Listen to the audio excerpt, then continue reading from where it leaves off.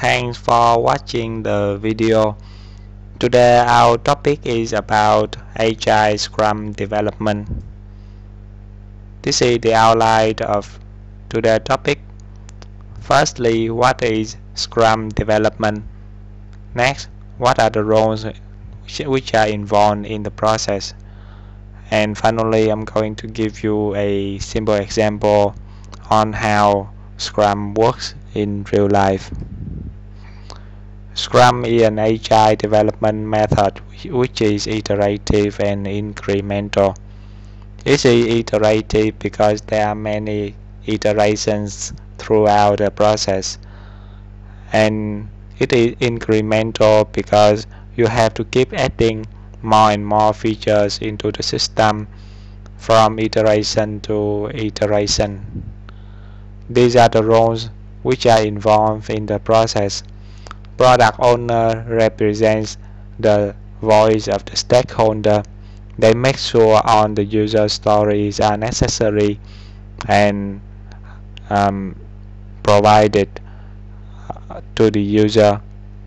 Scrum Master is the project manager. Developers are the people who will be developing the system. Customers are the end user who will use the system at the end, and managers are the people who control the work environment. Let's assume we have a very simple example. We want to build an alarm clock application on mobile devices, and these are the user stories which have been collected. Each user story is written in the following format. As a user, someone wants to do something so that they can accomplish their goal. A user story is basically a user requirement,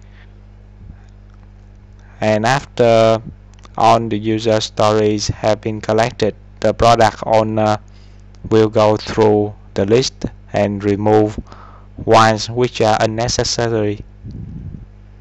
After removing those unnecessary user stories, what we get at the end is the product backlog, which comprises of all the user stories or tasks that we have to accomplish for this project.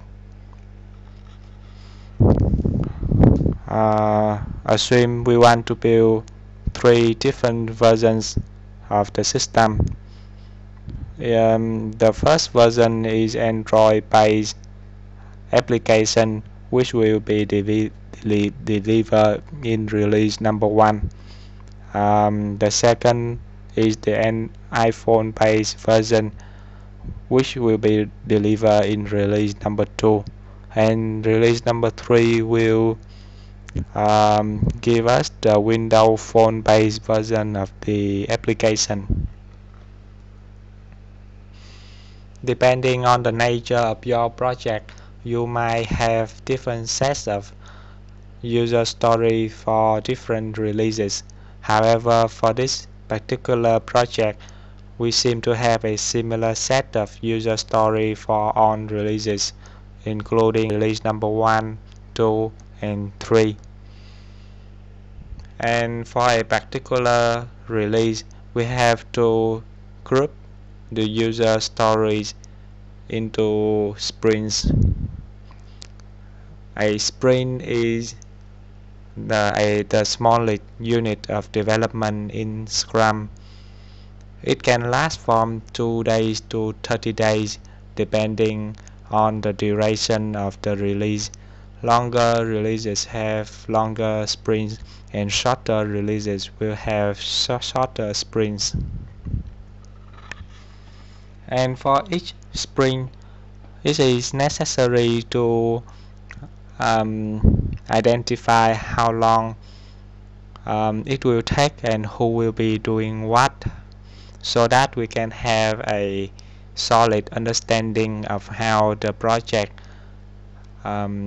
will be developed. Let's consider user story number 6. As a user, someone want to add more alarm settings so that they can be reminded when the time comes. And for this particular user story, these are the tasks that have to be finished. The first one is to design the user interface, then to code the screen, and then to implement the logic behind that. You can also see the estimated duration and the person who will be doing the task. And this is a very simple example because all the task can be finished in one sprint.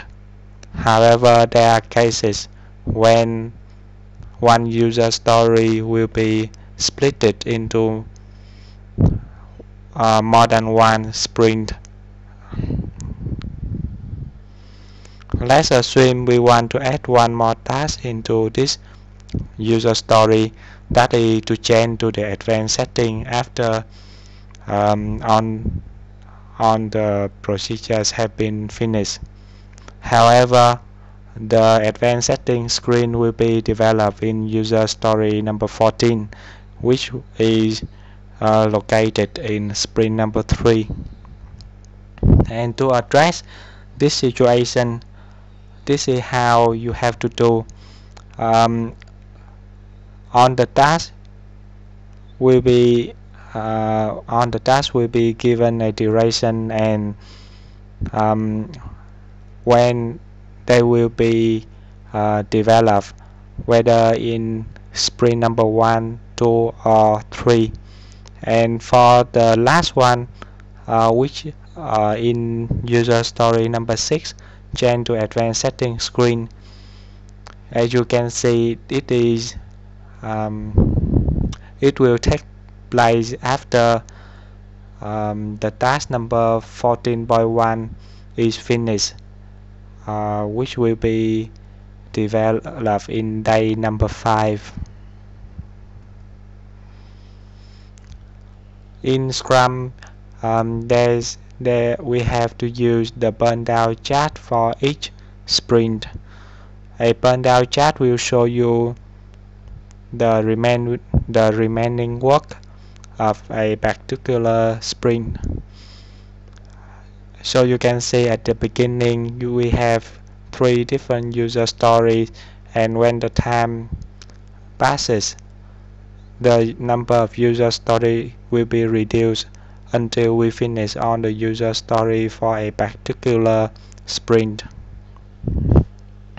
These are the meetings that will take place in a Scrum-based project.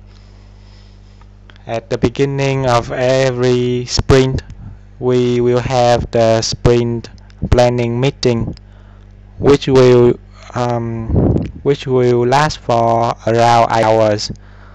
In the meeting, we have to decide what to be done for that particular sprint, and we have to develop the sprint backlog, which is the list of user story that we have to deliver in that sprint.